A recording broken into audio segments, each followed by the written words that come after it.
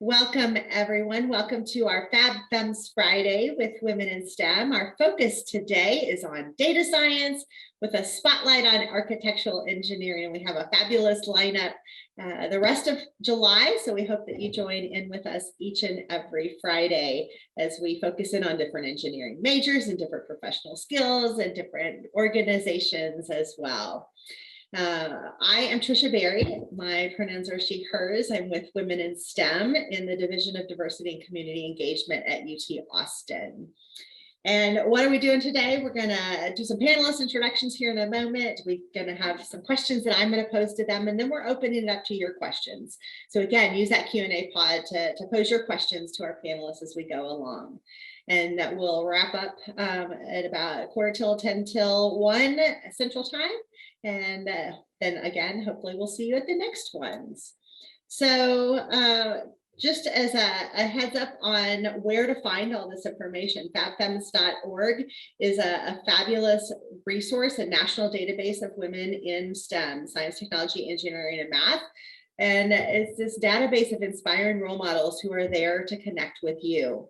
It's managed by the National Girls Collaborative Project. It's designed to help increase career awareness and interest in STEM.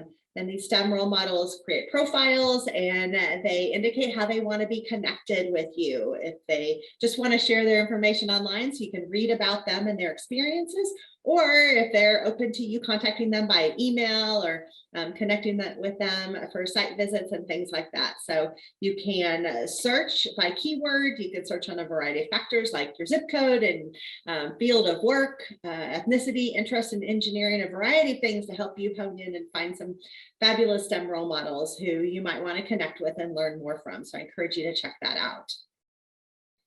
We also just want to remind you that we are recording all of our webinars, and you can find them on our Women in STEM YouTube channel. And I think Amy might be popping that link into the chat.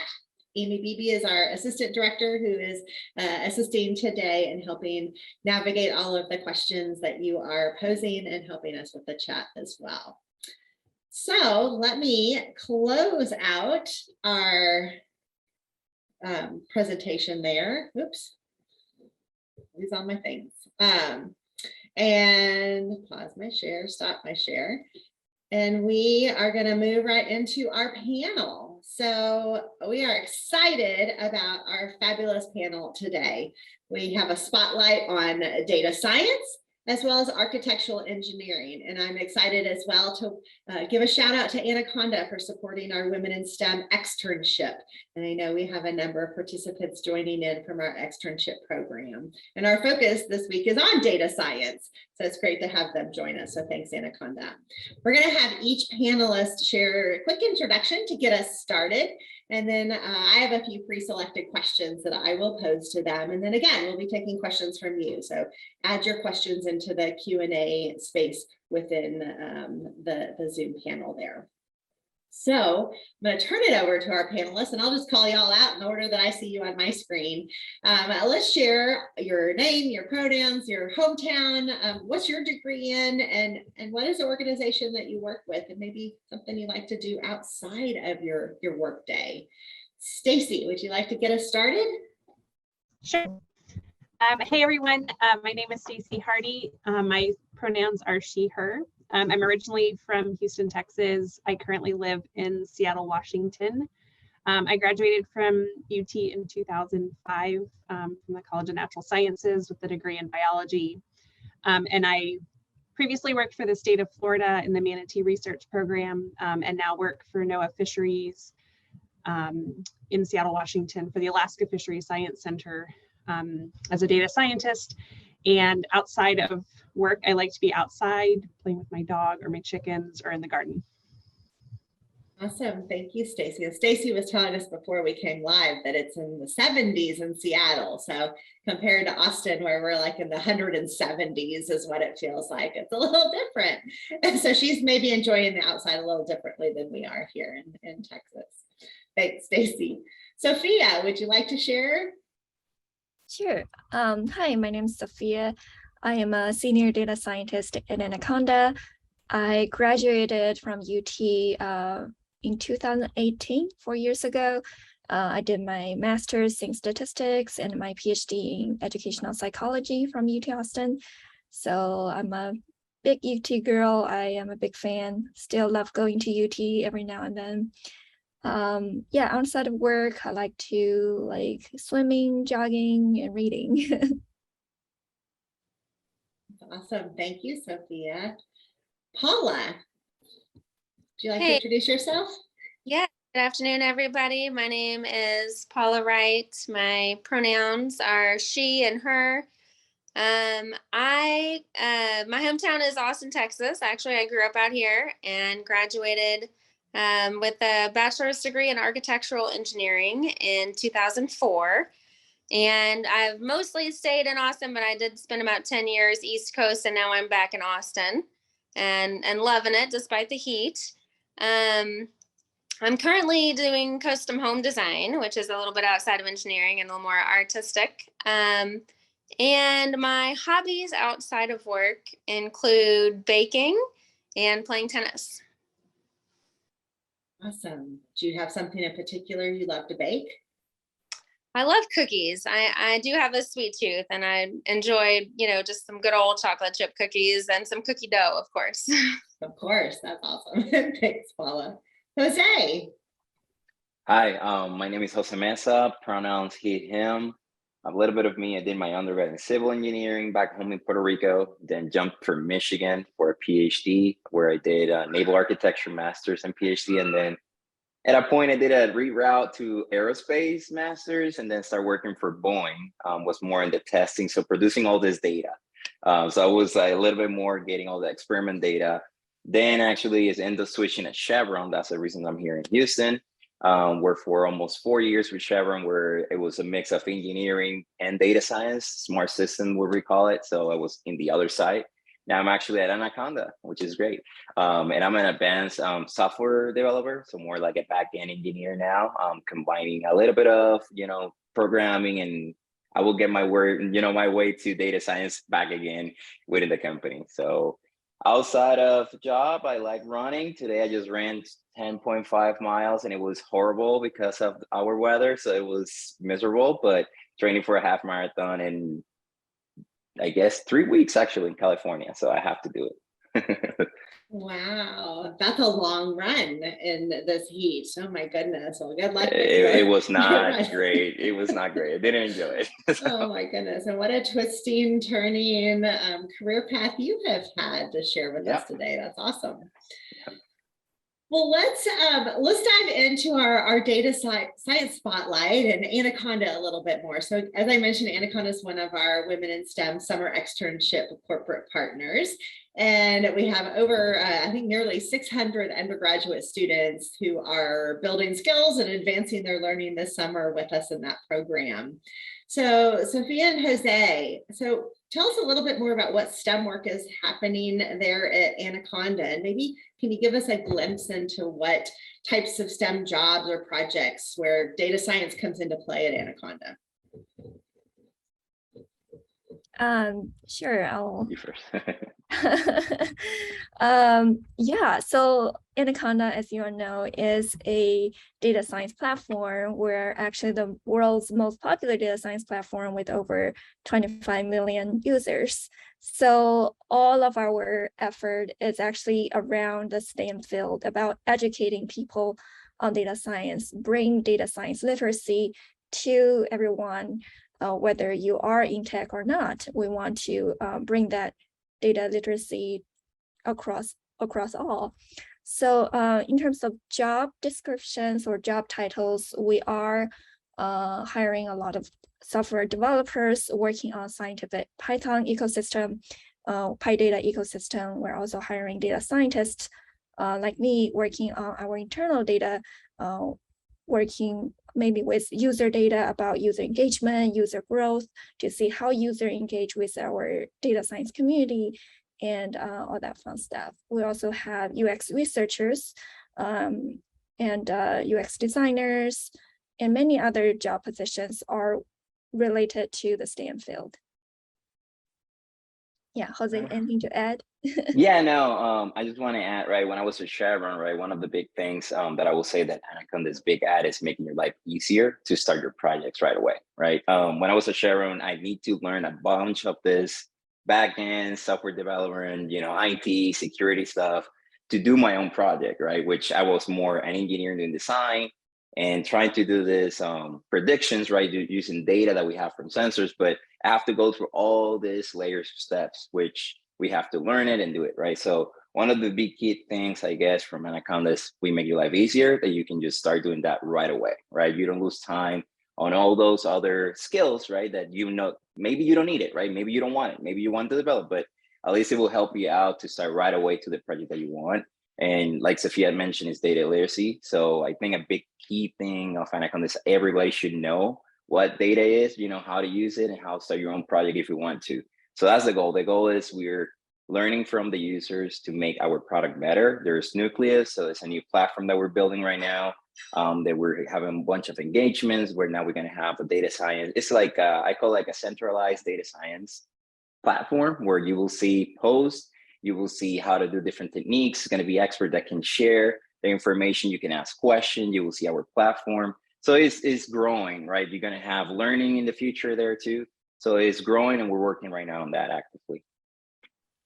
So I like that you're going to make my life easier and my job easier. I think we all want to have an easier pathway to do something. And sometimes the data is overwhelming in our jobs. We have a lot of different data that's coming our way and the things that we're doing. So can you talk a little bit more, if you think about that we may have some high schoolers on our phone call, on our webinar today, or some undergrads that are early in their career, maybe heading into the university this fall. Can you talk a little bit more maybe about your own work? And Jose, you were mentioning an example maybe at Chevron of how you use the data. Sophia, you're a senior data scientist. Jose, you're an advanced software engineer. How do you use data science? What does that mean to use data science in your work? If you can kind of talk through what that means in a high school, early undergraduate kind of example. You want to go first, Sophia? Okay. So I will give an example, right? What I used to use it a lot, right? With STEM, I was more a naval architecture, right? So my job was more to actually design this offshore platforms, right? Or risers or pipelines. But one of the things that we want to do is typically we're not that good at doing like really good design. So we over design a bunch of things, right? We don't know everything. We don't have all the information to actually have that experience. So we just say, hey, yeah, these are the typical checks, over design it, good to go. So a lot of what I was doing at Chevron was optimizing the design. So we were trying to really understand how our assets operate. So we have sensors on the different assets.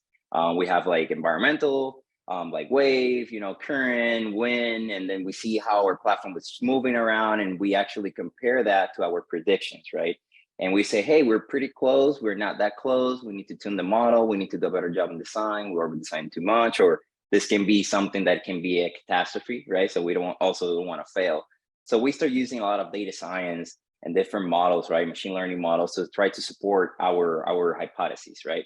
So we say, okay, we're over designing. Maybe we can reduce this if we do this, right? This is just, and I'm just high level, right? And our way to prove that hypothesis was using data and data science to make sure that we can keep capturing that through all the history of all the data that we have in all the assets in the world. So that was just one example where typical engineering, I was naval architecture, right? And I was using data science to do my job better, right? And make sure that it's safely reliable, and also improve the design that we were doing to be more cost effective.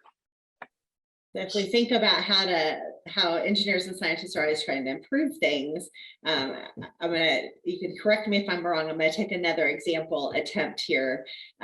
So trying to optimize things, and if we're designing a pipeline you mentioned, so if we're going to take some of the data that we have and try to design the pipeline, we might design it a little bit too big.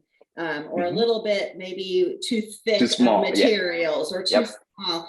And there's costs associated with that too. So if we can get it more closely connected and designed to what we're actually doing, then we can be more efficient. We can save costs for the company. We can produce it better, all of these different things. And the data analytics and the data scientists help us understand what's happening and predict that and design that better. Is that correct? Yeah, no, that's spot on. The other thing that I want to mention is that we use it a lot now that I remember, to life extension. So let's say that we over-design it. It was for 25 years, and then we're year 20, and we want to keep, having that asset running. So we use data science also to say, hey, you can go 30 years or 35 years and you still are safe. So again, cost effective and being productive, right? And being efficient, and at a point eco-friendly, right? We don't want to, again, just drop a bunch of, steel in there and all that. So it's a mix of everything. Okay, great. Thank you. Sophia, what about your world? Yeah, that's a great question. Thank you. I think my world, we usually starts with business problems. Although in my stats program at UT, we always think about data science as, okay, we start with model. This is the model we want to do. And we see what the model is telling us. We're not thinking about what's the problem we're trying to solve. What's the business problem? What's the business logic? Does this model make sense for this type of problems? Right. So in the business world, in the industry, it's like the other way around. You think about business first. You talk to your stakeholders, which are could be product managers, sales team, marketing team, to see exactly what are the problems we're solving. And then from there, data science world could go in different directions. Some of the work could just be thinking about metrics. What kind of metrics we want to capture from our system? A simple example is to how to calculate monthly active users. You might think it's a very easy task, right? Just come up with all the data, calculate the unique IDs or whatever, but it's not that easy. There are a lot of nuances as to how to calculate a single metric correctly, which is a huge importance to the business. And the second part is the prediction models, which a lot of people might be interested in. For example, how do you cluster your users to see different types of users, and then see user trend across a different time, like time series analysis? Or you could do a forecasting. You have this many users for this time of period. How many more users are you going to have by the end of the year? Which could drive your business decision as to what is your big rock, what is your quarterly, yearly goal. So our data science team actually is playing a huge role in determining where our business is going and helping the product shaping their goals and their milestones and what to do next.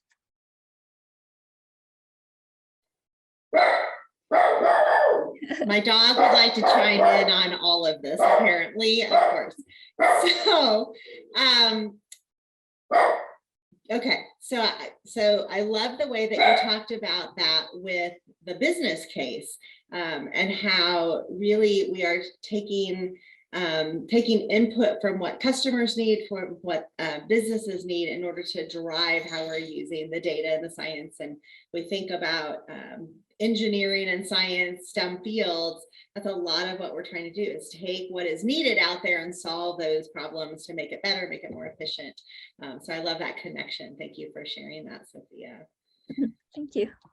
So Stacy, you're coming at data science from a very different world in this biology space. So, you're a data scientist also. What does that mean in your world? What do you do? And what excites you about data science?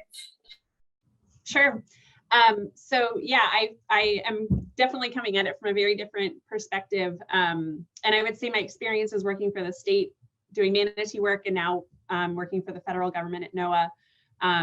We focus on harbor seals and ice seals in Alaska. So our mission here is abundance estimates. We're providing scientific information to help managers make informed decisions related to managing natural resources, including the seals that we study. So we do a number of different biologically focused projects, aerial surveys, tagging work of capturing animals and putting animal transmitting tags on the critters and let them back out into the wild so that we can track their movements.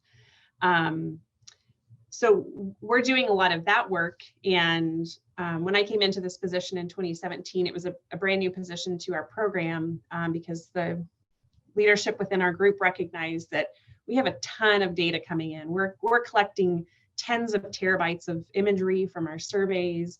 We have hundreds of tags that we've deployed over the years. There's just a lot of information, and it wasn't really being managed as effectively as it could.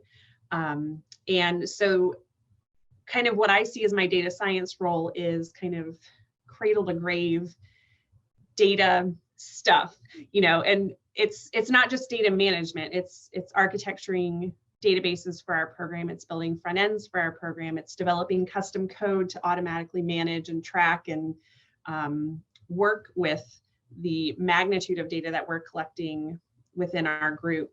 But it's also helping figure out what's the most efficient way to collect those data in the field to get what it is that we need when we give the data to our statisticians for doing those final analyses. So there's a lot of different components to it and a lot of interesting data products that we're working with within that context. And what really gets me excited is recognizing like how I can contribute to the scientific research that we're doing and making it as efficient and effective and clean as possible so that we can trust the results that are coming out, but we're also not backlogged for years trying to get those data processed in an efficient way. That's very cool. So kind of thinking about the data in all aspects, because we can have a data point here, we can have a data point here, but if you don't have easy ways to connect them and make sense of them, then it's just random pieces of data all over the place that don't tell a story. That's very cool. Well, how did you get into this career path? Could you share maybe a little bit about your trajectory into biology and then how you got to be a data scientist at NOAA? Sure. Yeah, sure. So as I mentioned in my intro, I graduated from Texas in 2005, and I was really interested in going into marine mammal work. Like I wanted to do large whale work, was like the dream job that I had, but I just always have had this real interest in doing natural resources work, working with protected species, and ultimately did some field work for a year or so after finishing up my undergrad, got my master's degree in environmental management from Duke University. And in that coursework, really kind of got heavily involved in GIS work. This was when GIS was like the new cool tool that was coming up in technology at that time. And it was kind of a really niche field to get into. Finished school in 2008 and the market was kind of crazy for finding positions at that time, but was really lucky to get a position working for the state of Florida in a manatee research program there doing GIS and database work. And little did I know that kind of getting into the database work there and having a fantastic mentor early on and kind of helping really see that I had some skill in just kind of organizing, developing databases, being able to work through code in logical, easy kind of to interpret ways, like it just felt really natural. And through the 10 years that I was there, really kind of developed a lot of skills in more the technology than I ever really would have expected. And then an opportunity came up for this position in Seattle, and it was hard to say no to the opportunity. So we moved out here about 5 years ago now. And it's, so yeah, it's definitely a much more traditional biology route and kind of landed in the technology, data science realm of things. But it's nice. What I have really always enjoyed in my position and when I worked with staff I've supervised or interns is having that biology background. I understand what they're talking about when PhD biologists are talking or our statisticians are talking. I can understand those concepts, but I can also see kind of the architecture of how we get from what they're talking about to those final products in a unique way. And I think it's been kind of a natural path to end up in this role and kind of pretty fun along the way, because I do continue to get to be involved with field work and kind of the more biology side of things, but also get to nurture the technical skills in there as well. That's awesome. And I love that trajectory because I think it's a great example of how you come out with this interest and this passion and this experience in one space, but then as your career goes along, you kind of gain some of these other skill sets and find these other ways to connect the dots that gets you to the next thing. So I love how you talked about that. Thank you. Sure.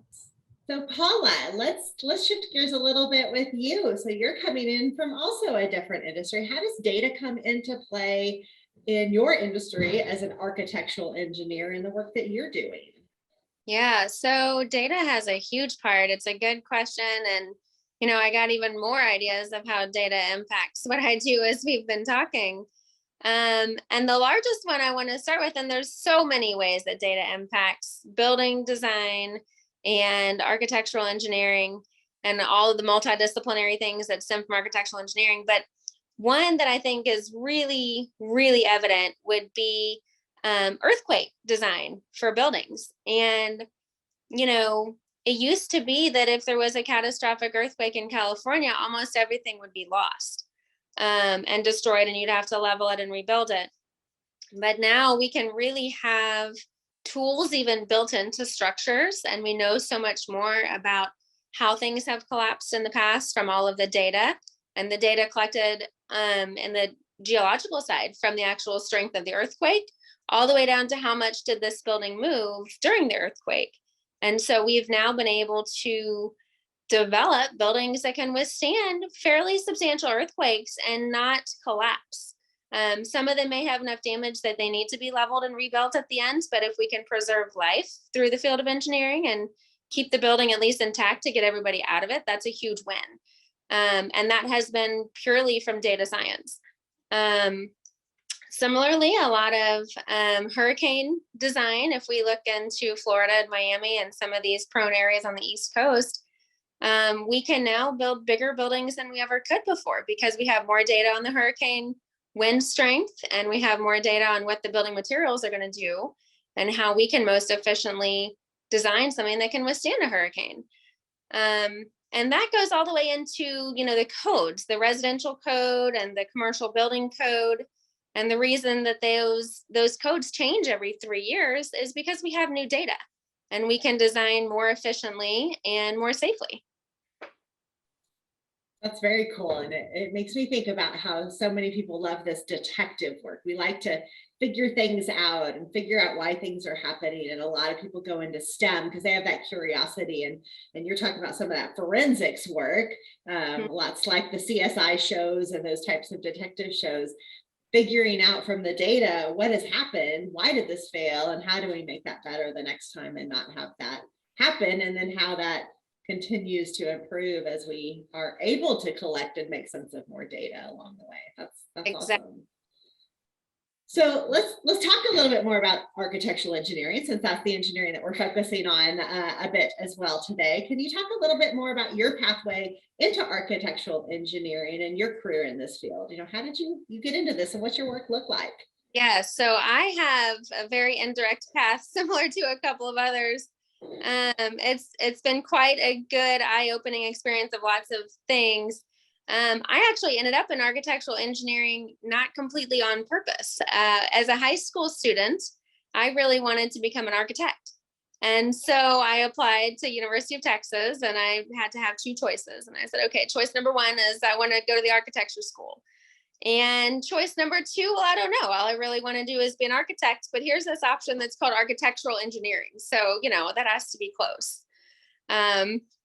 So I checked that, and I did not get into the School of Architecture because it is just fabulous and difficult to get into.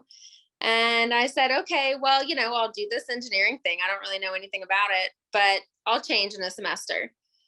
And I took my first semester in architectural engineering and loved it. And my eyes were open to the fact that I could still have a hand in designing homes or commercial buildings, even with an engineering degree instead of an architecture degree.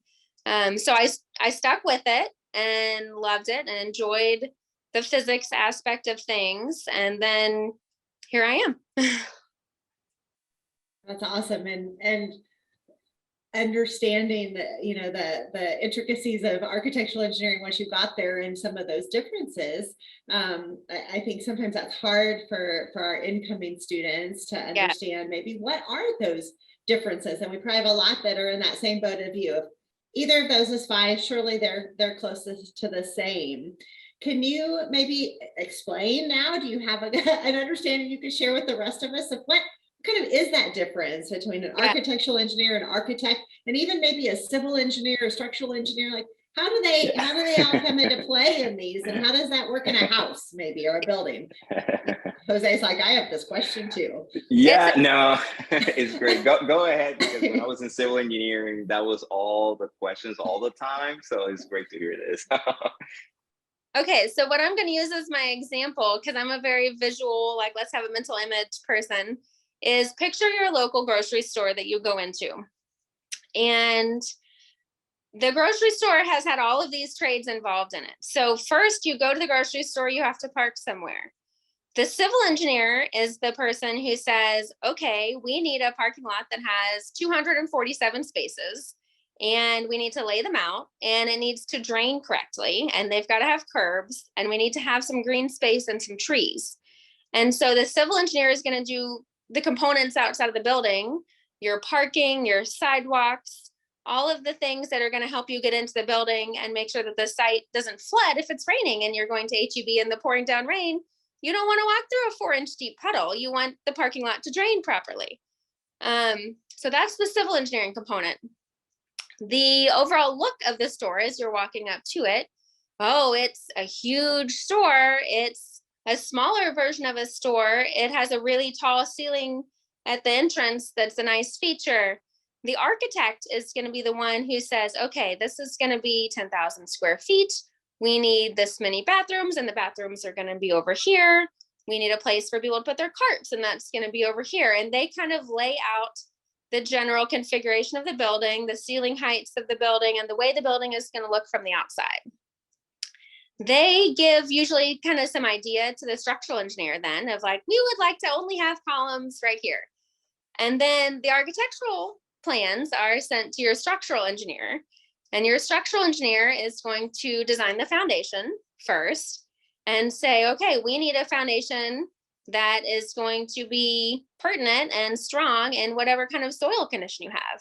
Here in Central Texas, we are lucky to have a lot of rock in some areas, but we have some not so good soil in other areas. So your civil engineer has to design the foundation. They have to design all of the roof support overhead to make sure your roof doesn't fall in.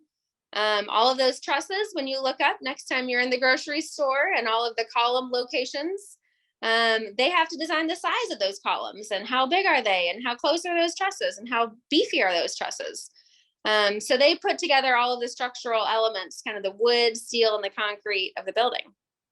And now it's cool because where architectural engineers fall in is this is an awesome broad basis, because in architectural engineering, you learn a little bit about the structure, you learn a little bit about the architecture, you learn a little bit about the parking and the stuff that has to go outside of it, but you also learn about the mechanical systems that have to condition it and take all the, evaporative stuff out and cool it properly so you're not freezing cold.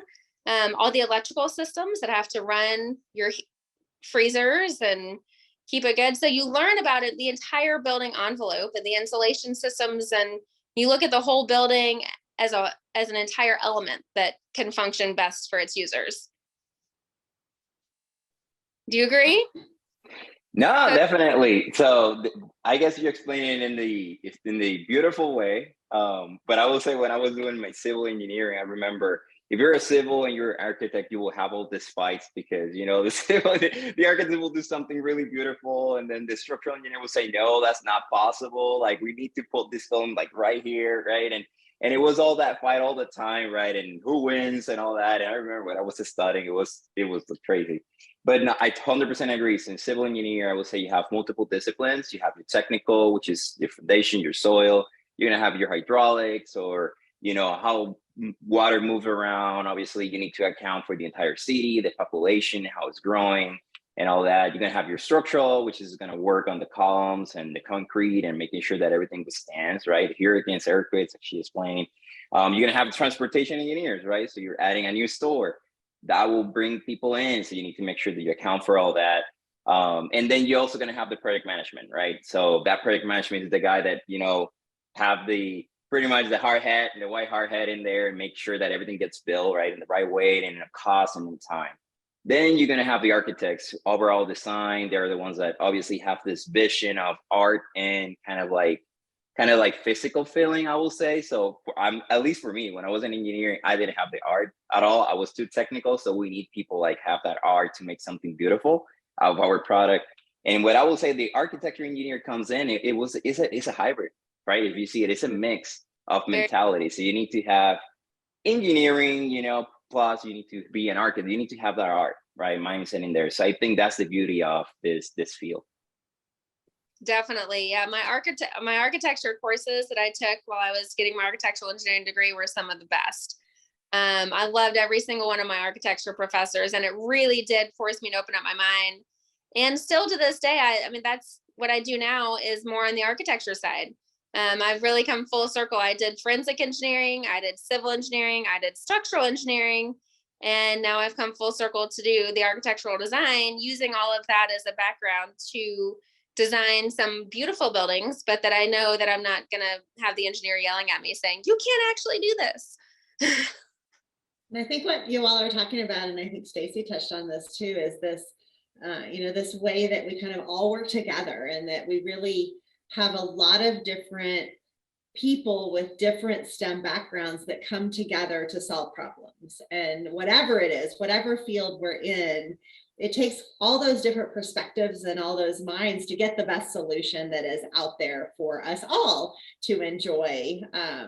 And so I think that's one of my favorite things about STEM, is the way that there's so many different people and perspectives and experiences that come into play to solve these grand challenges that we have in our world, and help to do the things that we're doing.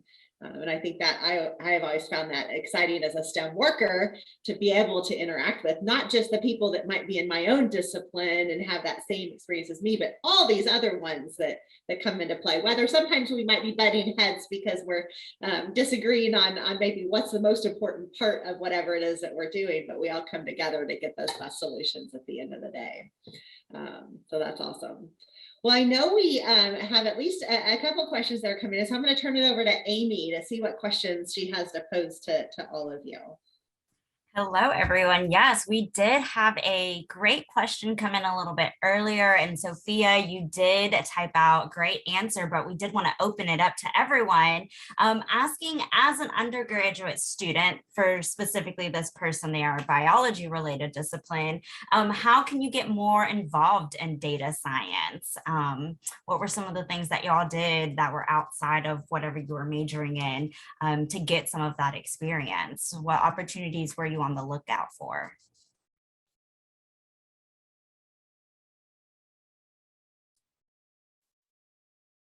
All right, I can jump in on that one. So again, I was not a data science. I was not a software developer. My path was more civil, aerospace, naval. A lot of the things that I did is look for internships, right? And look for positions that will allow you to grow on those areas. That's something that I did. I expressed my interest. So when I went to a new internship, a new company, I tried to get involved in things that I have in the future, or, you know, I want to get that competency on my books, right? So it's good to have to do that.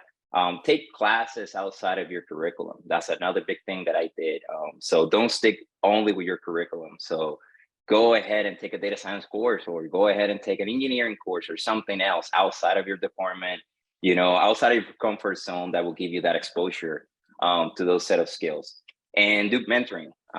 Look for, I bet, you know, when I was in Michigan, we used to do a lot of mentoring when I was a grad student to undergrads, right? People were doing mentoring to me. So look for those opportunities. I bet that UT have a bunch of, you know, programs for that. So talk to faculty, talk to grad students, and look for mentoring opportunities that you can actually support their research or something else, what is going on in school.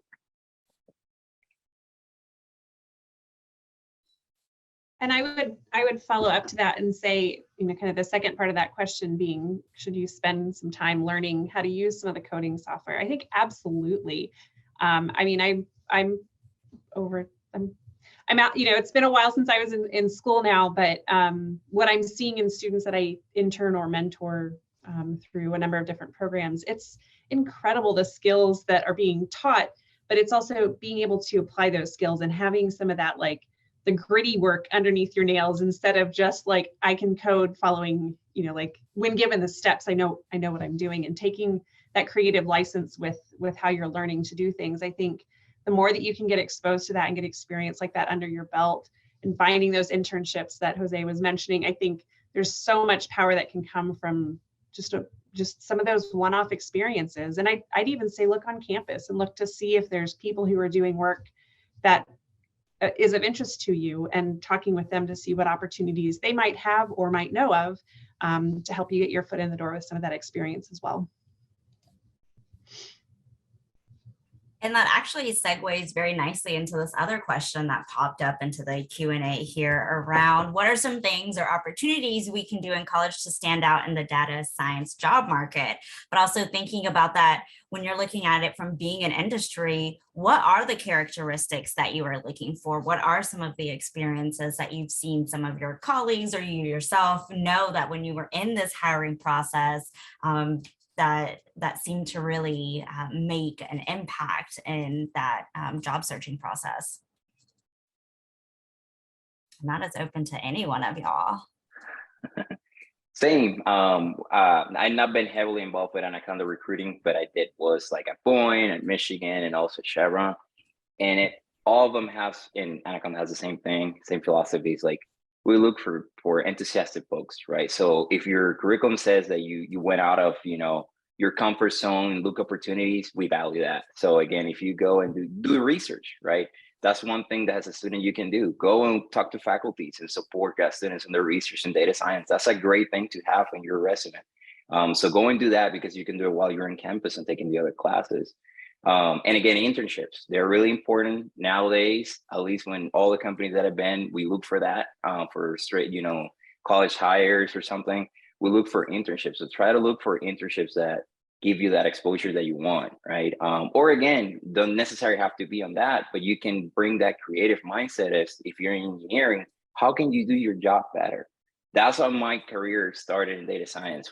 I was a Chevron, we were doing it in a way, and I was like, okay, we can do this better. How we can do it better? And I pulled data science in, right, as a tool for me to do my work better. And I started doing coding to do automation on my engineering steps, right? All the time doing the same steps.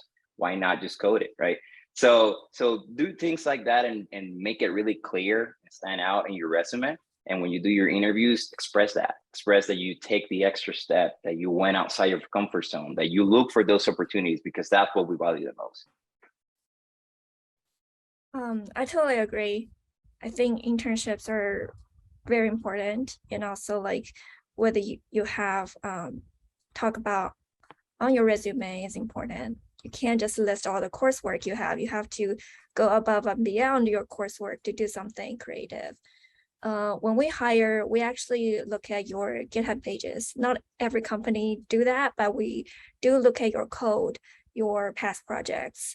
If you have a portfolio of your projects, that will be even more amazing. Or if you have blog posts, that'll be really good to show what you have learned and what you can communicate with other people. I do want to share a story about an internship. You have to be proactive. Sometimes companies may not even be hiring, but if you are really, really into this company and want to work with them, just go ask if they are hiring.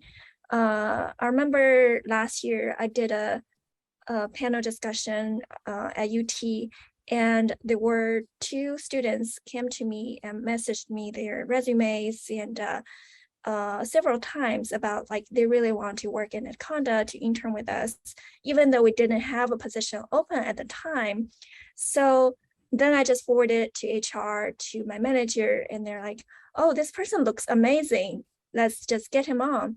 So we ended up hiring this person, Blake, as our summer intern this summer, even though there wasn't a position there at the time.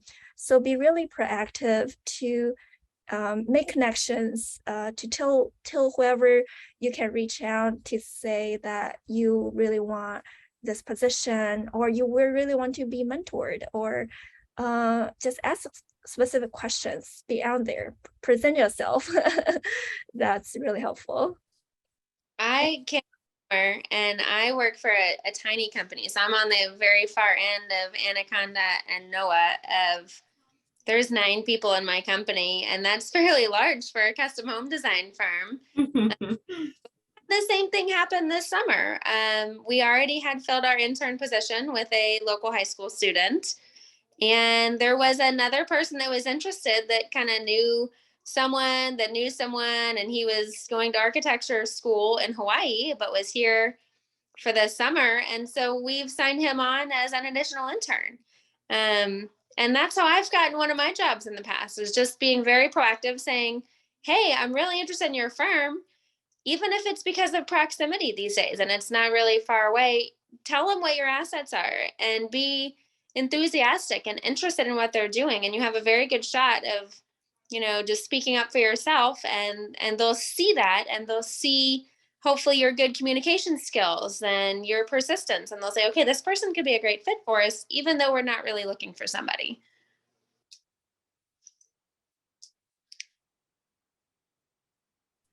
That is such great advice. I'm sorry, did I cut you off, Stacy? Yeah, I was just going to add, because I come from this from a pretty different angle of the biology realm, and I would say what attracted me to applicants for internships and positions was those that did have a really nice balanced blend of understanding biology and understanding the data components. So don't feel like you just have to do one of those things, or get yourself so narrowed into the path that you feel like you need to be on at this point, because there are so many different ways that your career, your experiences will evolve over time. And I think being open-minded and trying to get exposure to a number of different things will really set you up as well for being a well-rounded applicant when coming into positions that may not be as just strictly data science as others. And I think there's what we've demonstrated today with this panel is that there's like a really broad realm where data science is used. And I don't, this is just kind of the tip of the iceberg in some respects of where it can be applied. So I think just don't get too set too early, or feel like you have to do all of these things to get to that point, because if you want it, you will find your path, whatever that path ends up looking like in the end too. Thank you. So we are getting close to time, but we did have a great question that just popped in. So we'll give 30 seconds for each of you, to whoever wants to answer, or a couple of you that wants to answer this. How do you go about creating and developing your own projects before applying to data science jobs? I know, Sophia, you touched on a little bit about like kind of blog posts and things like that, but are there other things that you can merge, Stacy, what you're thinking about doing a little bit of these other things while also learning this data science, or getting some of this experience that could be useful later on? Yeah, really quick. Publications, right? So if you do research with faculty, you will be named in their publications, or whatever the grad studies, that will help you a lot, right? And again, if you even like to learn something out, there's a bunch of open source packages that you can actually contribute, even if it is a tiny bit. But you can actually just, fork their repos, start playing around with it, do some contribution, even if it is small, but do some contribution to it, right? And that will be your GitHub profile, right? So I will say, try to do that. And again, with the internships, you're also going to have whatever experience you have. It depends on the company if you can share or not, but you can talk about it. So I will say those are the 3 things that I would recommend. I'll say, in addition to what Jose was talking about, you can develop your project around your interest or your current major. For example, if you're like really into games, just think about how do you create an AI bot that will just ace your game, right? Something like that. So don't try to do something you have no interest in. Just to embed your ideas, your interest into this project, and then that will go along really well with what you want to do. So yeah, your passion matters a lot. Okay, well, then that's a great piece of advice to wrap up our questions. Thank you, Amy, and thank you to you all. And I threw in the chat just kind of based off of this, there are lots of citizen science projects that scientists across our globe are looking for the broader community to help them with. And I just pointed to 5 citizen science data sets available on Data World. I don't know what that is, but I think if you just do some Googling, you could find probably easy places within the science community where they have big data sets and they're trying to get all kinds of people to join in and help solve the problems and help make sense of it. Because as like you heard Stacy talk about, there's so much data that's out there that none of us can begin to comprehend and even attack a small piece of it. But if you imagine you get the whole community, all of the citizens joining in on that science and working on it, we can get to some solutions along the way. So search some citizen science project. That's a great place to also go. I will also say that on college campuses or in your high schools, lots of programs, a lot of the faculty, we have data that we can't even get to. And so come and ask questions of, hey, I wanted to get some practice on data science. I'm learning these tools. Do you have a data set that you're trying to make sense of? Do you have survey data that you're trying to make sense of? And a lot of us have that, and a lot of us need help with that. So don't hesitate to reach out to your network on your college campuses. And those of you in our Summer Learning Academy, or those of you that are in our summer externship supported by Anaconda, yay Anaconda, you're learning data science techniques and some of that through that data science module. So definitely complete that module and take full advantage of the learning. And I think there's some extended learning within that Skills Build platform that you can continue to explore as well. So much great learning that you can find these days online to keep it going. So thank you, thank you, thank you. Thank you to our fabulous panelists. What a great discussion about so many different things. We covered a little bit about what Anaconda is about, a little bit about data science, a little bit of architectural engineering. Now I have a much better understanding of architectural engineering. And when I go to the grocery store next time, I have such a better understanding of what all the pieces are. So that was fantastic. And I'm very still jealous of Stacy and her 70 some odd degree weather out there in Seattle. So what a cool panel. So many different ways that we're coming at all of this stuff. I appreciate you all for taking time today. Everyone joining in, don't miss out on next Friday's FabFems Friday webinar. We hope to see you there. Watch our social media and your email for more information for that. Thank you all. Have a fantastic Friday and weekend. Bye. Thank you. Bye.